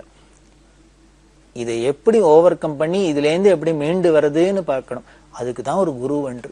குரு குரு குரு ஆச்சாரியன்னா எதுக்குன்னு இப்படி எல்லாம் நமக்கு தூக்கி விடுறதுக்கு தான். கரையேத்துறர் கரையேத்துறர் கரை சேர்க்கிறார் அப்படின்னா என்னத்தை கரை சேர்க்கிறார்? நம்ம என்ன இங்க தண்ணியிலேயே கிடக்கும்? என்ன எதுல இருந்து சேர்க்கிறங்கிற. இப்படிதான் பிறவி பெருங்கிடல், பெருங்கிடல் பிறவி பவசாகரம் அப்படின்லாம் சொல்றோமே, இத்தனை தான் இருக்கு, இத்தனை அலைகள் இருக்கு, இத்தனையில மூழ்கி இருக்கும். இதுல இருந்தெல்லாம் ஒன்னொன்னா ஒன்னொன்னா ஒன்னொன்னா நம்மள தூக்கி தூக்கி தூக்கி விடுறதுக்கு தான் ஒரு ஆச்சாரியன் வந்துருக்கு, குரு வந்துருக்கு. அதுதான் பெரியவா பண்றது. அப்படி இந்த விழுப்புரம் பாடசாலை அப்படின்னு ஒண்ணு ஞாபகம் வருது. இந்த விழுப்புரம் பாடசாலையில பெரியவா பிறந்த இடம் ஒரு பாடசாலையா இருந்துருக்கு. எந்த வேத உத்தாரணம் பண்ண வந்தன, வேத நாயகன், வேதியர் நாயகன், மாதின் நாயகன், மாதவர் நாயகன், ஆதி நாயகன், ஆதிரை நாயகன், பூத நாயகன், புண்ணிய மூர்த்தியே அப்படின்னு அப்பர் சுவாமிகள் பரமேஸ்வரனை ஸ்தோத்திரம் பண்றார். வேதமே வடிவானவன், வேத நாயகன், வேதியர் நாயகன் அப்படி எல்லாம் சொல்றான். அப்பேற்பட்ட வேதநாயகனான பெரியவா அவதாரம் பண்ணின ஸ்தலம், அந்த பூமி ஒரு வேத பாடசாலையா இருக்கு. அது விழுப்புரத்துல பெரியவா வந்து திறந்து வச்சா. அதுக்கு காரணம் அவளோட சிஷ்யாளனும் புதுப்பிரிவாளோட இந்த முயற்சியினால. அப்படி இந்த விழுப்புரத்துக்கு வரத்துக்கு முன்னால, இந்த கடலூர்ல இருந்து விழுப்புரம் வரத்துக்கு முன்னால பக்கத்துல வளவனூர் அப்படின்னு இருக்கு. அந்த வளவனூர்ல இருந்தா, அந்த வளவனூர் அப்படிங்கிறது ஒரு சின்ன கிராமம். அந்த வளவனூர்ல பெரியவாளுக்கு பல பக்தாள்லாம் இருந்து எல்லாம் நிறைய கைங்கரியம் பண்ணியிருக்கா. அதுல ஒரு சில பேரை பத்தி சொல்றோம் நாம. எல்லார பத்தியும் முடிஞ்ச அளவுக்கு யாராவது விஷயங்கள்லாம் நமக்கு தெரியுதோ அவளோட பெருமையெல்லாம் விஷயங்கள்லாம் அவ கைங்கரியத்தெல்லாம் பார்க்க போறோம். அதுல கேவி கிருஷ்ணசுவாமியர் அப்படின்னு ஒருத்தர், கேவிகே அப்படின்பா. அவர் தான் அந்த வளவனூருக்கு முத்ராதிகாரியா இருந்தார். கிராமத்துக்கு கிராமம், மடத்துக்கு ஒரு முத்ராதிகாரி நியமனம் பண்ணியிருந்தார். அந்த கேவிகே இருந்தார். அந்த கேவிகேட்ட இவாள்லாம் தரிசனத்துக்கு போயிருக்கா. பரணிமணி அப்படின்னு ஒரு பக்தர், அவள்லாமும் இந்த வளவனூர்காராதான். இந்த பரணிமணி, இந்த கேவிகே எல்லாரும் தரிசனத்துக்கு போயிருக்கிறது. ஒரு நாளைக்கு பெரியவா அந்த கேவிகேட்ட சொன்னா, இந்த கேவிகேக்கு வளவனூர்ல வந்து செட்டில் ஆனவர். அவரோட சொந்த ஊர் திருநெல்வேலி ஜில்லால கிருஷ்ணாபுரம் அப்படிங்கிறது. கேவிகேட்ட சொன்னா, நீ ஒண்ணு பண்ணு, இந்த கிருஷ்ணாபுரத்துக்கு போ, உங்க ஊருக்கு போ, அங்க கோவில் இருக்கோ இல்லையோ, அந்த கோவிலுக்கு பக்கத்துல இருக்கிற 7ஆம் நம்பர் வீட்டுல போய் ஒரு 150 ரூபா பணத்தை கொடுத்துட்டு வா அப்படின்னா. கேவிகேக்கு ஒண்ணும் இல்லை. என்ன திடீர்னு பெரியவா நம்மளை பார்த்தோன்னு திருநெல்வேலி கிருஷ்ணாபுரத்துக்கு போய் கோவிலுக்கு பக்கத்துல இருக்கிற 7ஆம் நம்பர் வீட்டுல 150 ரூபா பணத்தை கொடுன்னு சொல்றாளே. அவருக்கு ஒன்னும் புரியல எதுக்கு அப்படின்னு. உடனே பெரியவா சொல்ற, நீ அங்க கொண்டு கொடு, அவ வாங்கிக்க மாட்டேன்பா, ஆனா வாங்கிக்கணும்னு சொல்லி கொடு. அங்க அவ வீட்டுல உங்க அப்பா கடன் வாங்கிட்டார், அந்த கடனை திருப்பி கொடுக்கல, அதனாலதான் அவனுக்கு தூக்கம் வரல. அப்பா கடன் அடைச்சா அவனுக்கு தூக்கம் வரணும். இது சொன்னோன்னு கேவிகேக்கு தூக்கி வாரிப்பட்டது. காரணம் என்னன்னா, கேவிகேக்கு ஒரு வியாதி, ராத்திரி படுத்துட்டான்னா தூக்கமே வராது. பரண்டு இருப்பார், உட்கார்ந்துட்டு இருப்பார். இப்படி உட்காந்து என்ன காரணம்னே தெரியாது. அவளை என்னெல்லாமோ பண்ணி பார்த்தா வைத்தியத்துல கண்டுபிடிக்க முடியல. படுத்தா தூக்கம் வராத ராமுழுக்களும் பரண்டு இருந்தார். இது பெரியவாழ்ட்டையும் இந்த அவர் சொல்லல. ஆனா பெரியவா இப்ப என்ன சொல்றா, உனக்கு ராத்திரி அப்பதான் தூக்கம் வரும் அப்படிங்கிறா. இதுல எந்தே புரியலையா, அவ எல்லா இடத்துலயும் வியாபிச்சு திருக்கால ஞானியா இருக்கா அப்படிங்கிறது நமக்கு தெரியறது. அப்பதான் உனக்கு தூக்கம் வரும். அப்பா பட்ட கடனை அடைச்சின்னா தான் தூக்கம் வரும். அதை கொண்டு போய் கொடுத்துட்டு வா. வாங்கிக்க மாட்டேன்பா, நான் சொன்னேன்னு சொல்லி கொடு, என்னமோ எனக்கு இது தோன்றது அப்படின்னா. சென்னு உடனே இந்த கேவிக்கே போனார். அங்க போனா அந்த 7ஆம் நம்பர் வீட்டுல அவ வாங்கிக்க மாட்டேன் அப்படின்ட்டு. அவ சொன்னா, எங்க அப்பா யாருக்கான்னு கடன் கொடுத்திருந்தா டைரி எழுதியிருப்பாரு, அந்த டைரியை பாக்குறோம், அதுல இருந்தா வாங்கிப்போம், இல்லைன்னா வாங்கிக்க மாட்டோம் அப்படின்னா. அவ டைரியை பார்த்தா இல்ல, அதனால வாங்கிக்க மாட்டேன்னா. உடனே இவர் சொன்னார், பெரியவா சொல்லியிருக்க உத்தரவு, அதனால கொடுக்கணும். பெரியவான்னு உடனே கொடுத்துட்டார். அவளும் வாங்கின்னு விட்டா. வாங்கிட்டு வந்தார். இவருக்கு இந்த மறுநாள்ல இருந்து தூக்கம் வர ஆரம்பிச்சுடுத்து. அப்பா பட்ட கடன் அடைஞ்சது, இவருக்கு தூக்கமும் வர ஆரம்பிச்சுட்டு. அப்படின்னா பெரியவாளோட கிருபை என்ன சொல்றது? நமக்கு என்னென்ன தோஷங்கள் இருக்கு, என்னென்ன பாப்பங்கள் இருக்கு, என்னென்ன நமக்கு சௌரிய குறைவு இருக்கு, இதுக்கு என்ன காரணம் அப்படின்லாம் பார்த்து பார்த்து பார்த்து அதுக்கு ஒரு விதாயம் சொல்லி அனுகிரகம் பண்ணி நமக்கு நல்லது பண்றதுக்கு அப்படிங்கிறதே பெரியவாளோட குறிக்கோளா இருந்திருக்கு. அவளோட அவதார காரியம் முழுக்களும் இப்படியே இருந்திருக்குன்னு தெரியுது. அப்படி இருக்கிற அந்த பெரியவாளோட கருணையை தொடர்ந்து நாம பார்க்கிறோம். பெரியவா சரணம். இந்நிகழ்ச்சியின் அடுத்த பகுதி நாளை மாலை இதே நேரத்தில் ஒளிபரப்பாகும். பெரியவா சரணம். பெரியவா சரணம். அடுத்த நிகழ்ச்சி திருவாசக இன்னிசை. வழங்குபவர் ஸ்ரீ சத்குருநாத தேசிகர் அவர்கள். பெரியவா சரணம். திருச்சிற்றம்பலம். நீத்தல் விண்ணப்பம். சச்சயனே மிக்க தன் புனல் விண்கால் நிலம் நெருப்பாம் தன் புனல் விண்கால் நிலம் நெருப்பாம் விச்சயனே விட்டுடுதி கண்டாய் வெளியாய் கரியாய் பச்சையனே செய்ய மேனியனே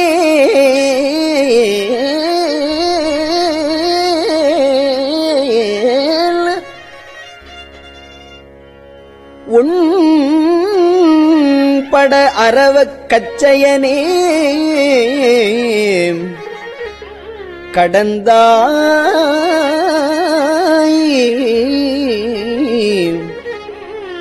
தடம் தாள அடற்கரியே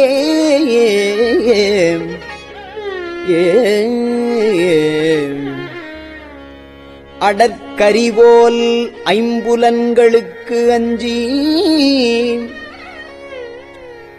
அழிந்த என்னை விடற்கு அறியாய் அடற்கரிபோல் ஐம்புலன்களுக்கு அஞ்சி அழிந்த என்னை விடற்கு அறியாய் விட்டிடுதி கண்டாய் விழுத்தொண்டற்கு அல்லால் தொடர்க்கு அறியாய் சுடர்மாமணியே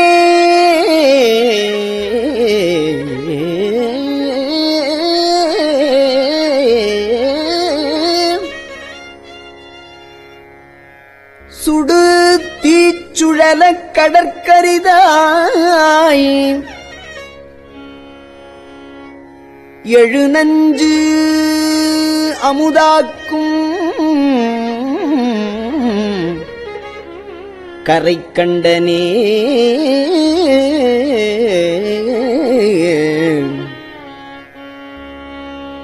கண்டது செய்து கருணை மட்டு பருகி கழித்து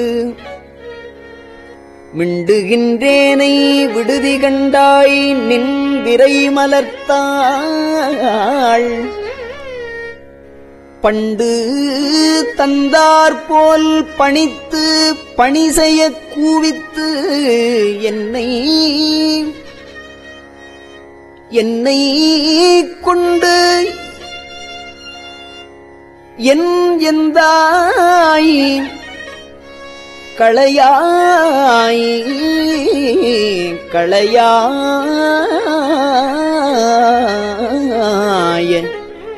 குதுகுதுப்பே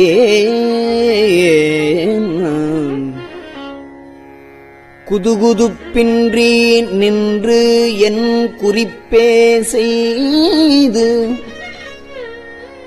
நின்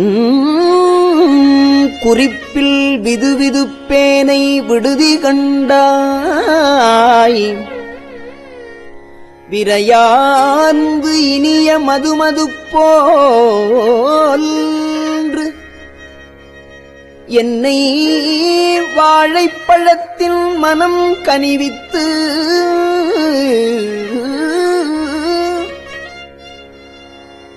இனிய மது போன்று என்னை வாழைப்பழத்தில் மனம் கனிவித்து எதிர்வது எப்போது பயில்வி கையிலை பரம்பரனே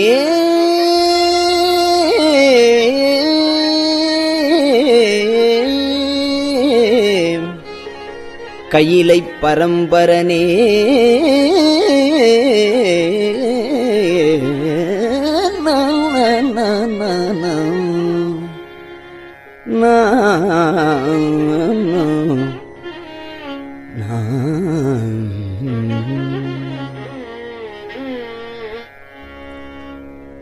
பரம்பரனே நின் பழடியாரோடும்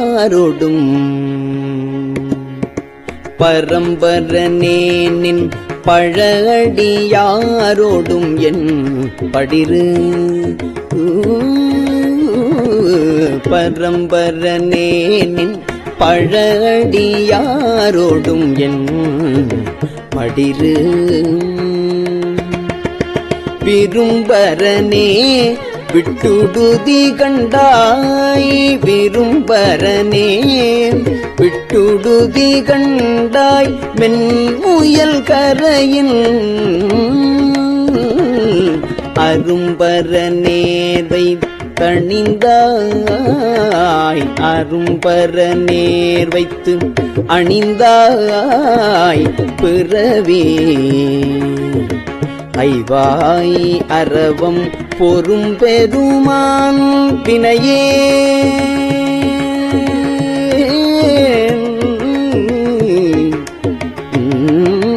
பொறும் பெருமான் வினையேன் மனம் அஞ்சி பொதும் புறவே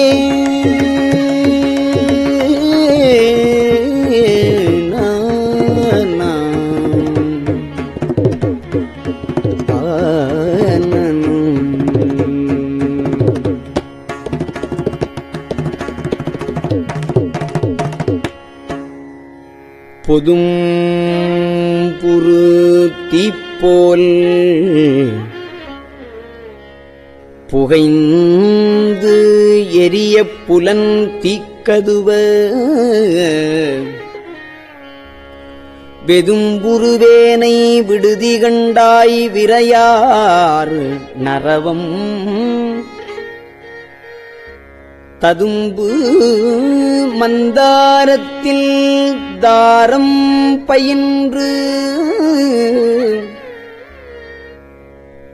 நரவம் ததும்பு மந்தாரத்தில் தாரம் பயின்று மந்தம் முரல் வண்டு அதும்பும் கொழுந்தே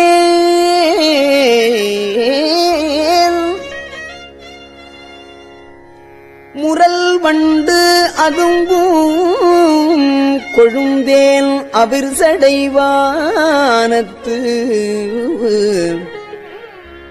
அடலரை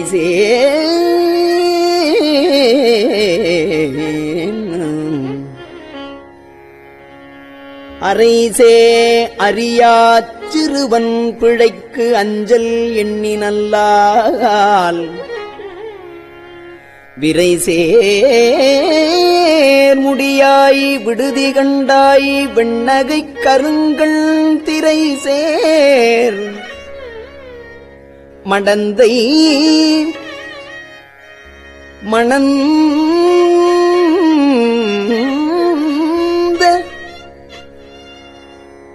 திரு பொற்பத புயங்கா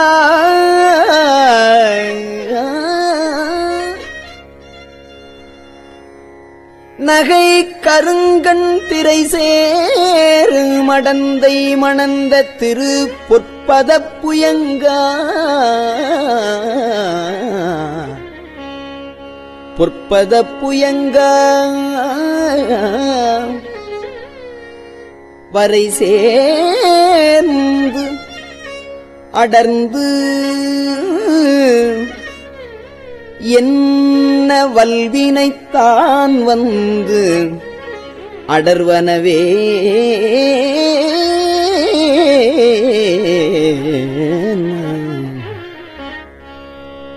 அடரு புலனால் நிற்பிரிந்தஞ்சி அஞ்சுல் நல்லாரவர் தம் விடர் விடலேனை விடுதி கண்டாய் விரிந்தே எரியும் சுடரனையாய் எரியும் சுடரு அனையாய் சுடுகாட்டு அரசே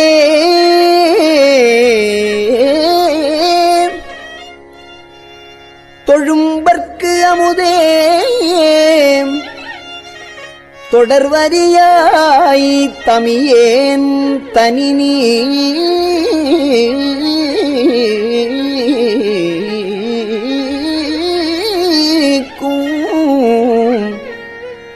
தனித்துணையே தனித்துணை நீ நிற்க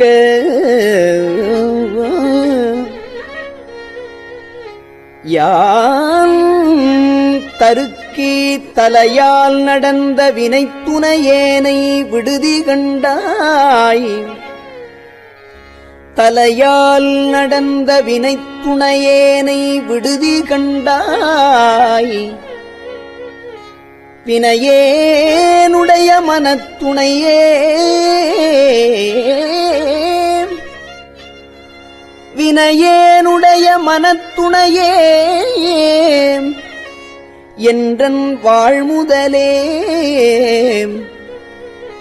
எனக்கு எய்ப்பில் வைப்பேன் வினையேனுடைய மனத்துணையே என்றன் வாழ்முதலே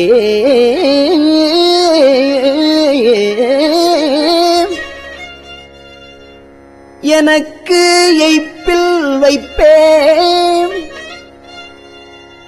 தினைத்துணையேனும் பொறேன் துயராக்கையின் திண்வலையே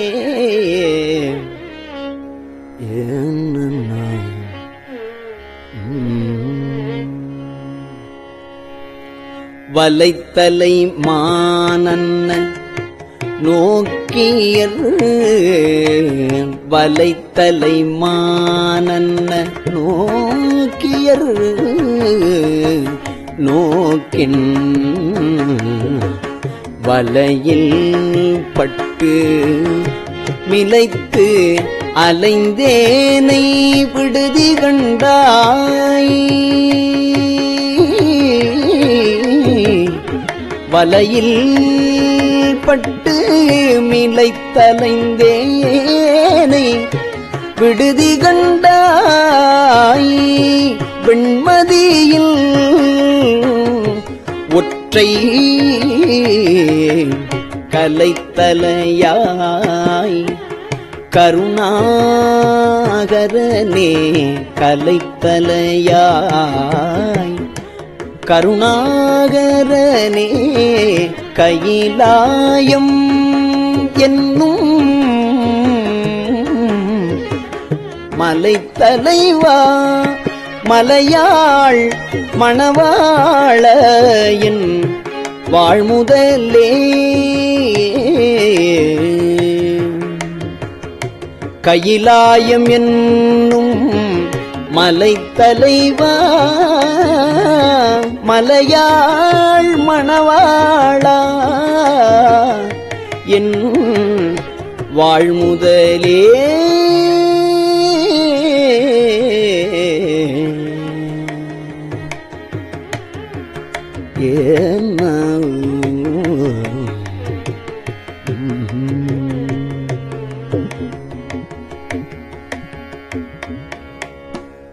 திருச்சிற்றம்பலம். பெரியவா சரணம். இந்நிகழ்ச்சியின் அடுத்த பகுதி நாளை மாலை இதே நேரத்தில் ஒளிபரப்பாகும். பெரியவா சரணம். பெரியவாச்சரணம். பெரியவா வானொலியின் இன்றைய நிகழ்ச்சிகளின் நிறைவாக திருப்பொன்னூசல் வழங்குபவர் சத்குருநாத தேசிகர் அவர்கள். பெரியவாச்சரணம். திருச்சிற்றம்பலம். திருப்பொன்னூசல். முன்னீரும் ஆதியும் இல்லான் முனிவர் குழாம்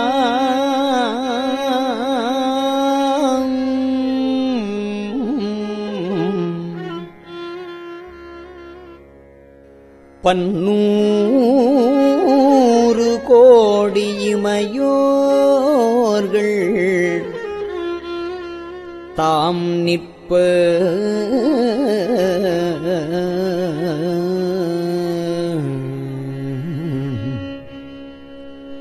தன்னீர் எனக் கருளி தன் கருணை வெள்ளத்து மன்னூர மன்னுமணி உத்தர கோசமங்கை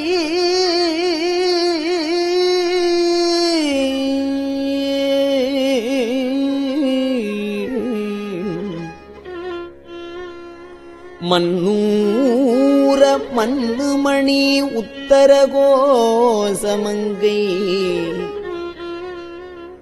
மின்னேறு மாடவியன் மாளிகை பாடி மாளிகை பாடி பொன்னேறு பூமுலையீர் பொன்னூசலாடாமோ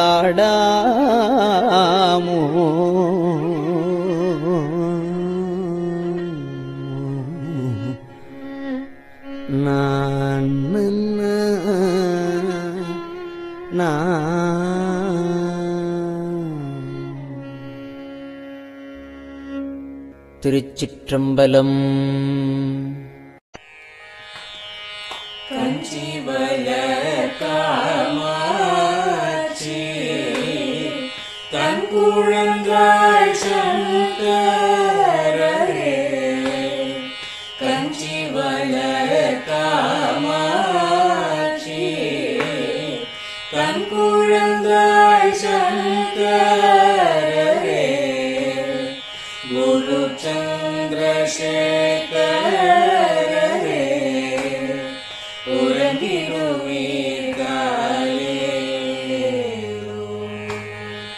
உறங்கிடுவீர்களே.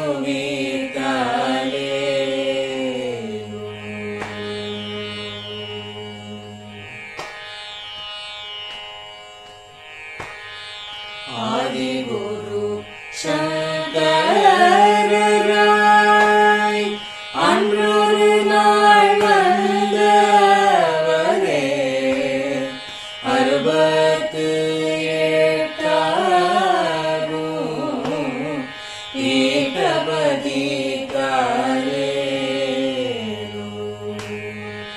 ஏழுலகும் பூப்பவரே காப்பவரே கரப்பவரே. எல்லோர்க்கும் அருள்பவரே உறங்கிடுவீர்களே.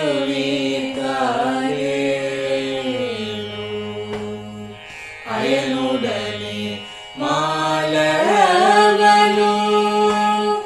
தேடிய பொற்பதத்தவரே.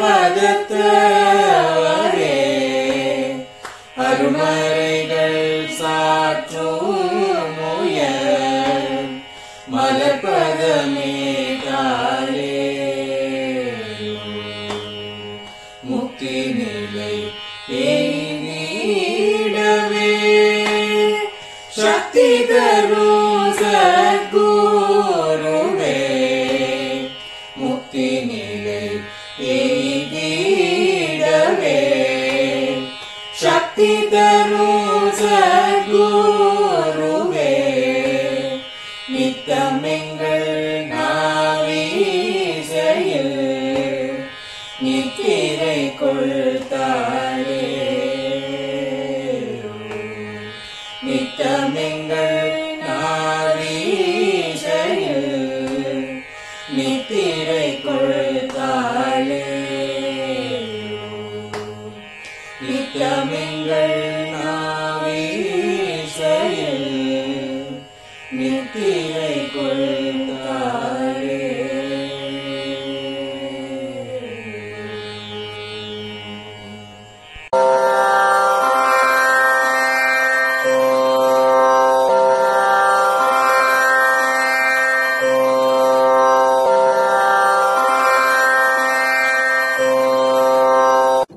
பெரியவா சரணம். பெரியவா வானொலியின் மாலை நிகழ்ச்சிகள் இத்துடன் நிறைவடைகின்றன. எமது அடுத்த ஒளிபரப்பு நாளை காலை இந்திய நேரப்படி 6 மணிக்கு துவங்கும். பெரியவா சரணம்.